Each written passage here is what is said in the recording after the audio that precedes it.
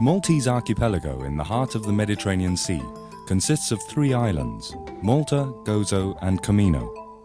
The main island, Malta, is 237 square kilometers in area and has a population of 380,000 people, meaning it is one of the most densely populated countries in Europe. Because of the island's strategic position, Malta and Gozo have been inhabited for the past 7,000 years, accumulating a rich and varied history. During World War II, Malta was described as a fortress in the Mediterranean, a title it deserved and lived up to, as is testified by the number of wartime bombs found around the islands, both on land and at sea. These findings call for the skills of the Explosive Ordnance Disposal Unit, or the EOD, of the Armed Forces of Malta, composed of 31 personnel and 1 officer, 21 of whom are divers who work shifts, ensuring that there is always a team on standby in the eventuality of an emergency. In such cases, when a matter of minutes can mark the difference between life and death, and every second counts, the EOD uses helicopters.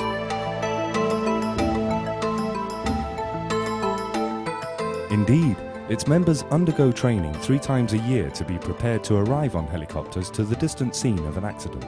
Once on site, the divers either jump or are lowered down with a winch, the advantage of which is that they can easily be hoisted up again.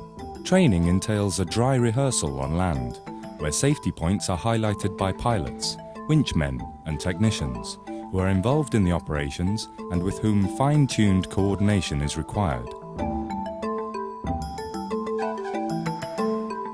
Next, the divers jump into the sea with no equipment, except for their wetsuits and life jackets, from heights ranging between 3 and 10 meters. Once they have gained confidence, the divers take the plunge, burdened with their complete gear. If it is not an emergency, the EOD arrives on the scene by dinghy or patrol boat.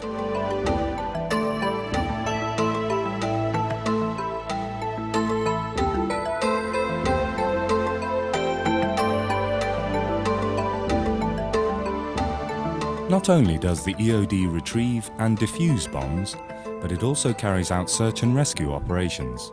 Its divers are often involved in underwater construction works, such as pipelines, or the filming of videos on the environment. The EOD is also involved in commercial diving. Using a full-face mask or Kirby surface demand, a diver can communicate with those monitoring him from above. Engineers on board vessels, for example, provide instructions while monitoring divers and their location through a camera positioned on top of his mask. The EOD's commercial diving activities peaked in the 70s and 80s with the construction of breakwaters, jetties and drainage systems, as well as the removal of wrecks and other underwater construction works. That type of activity has now decreased for the EOD, passing into the hands of private divers. The EOD now focuses more on army-related work, such as search and rescue, or recovery operations, bomb disposal and assistance in forensics to the police.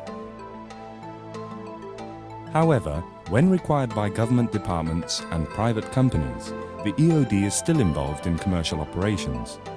The team's training extends to welding and cutting, as well as the use of equipment and tools. Their work could involve, for example, the underwater use of jackhammers and the operation of an airlift system, whereby sand and silt are removed from the seabed by means of a pump. Hull inspections of AFM patrol boats and mooring operations are also included in their commercial activities.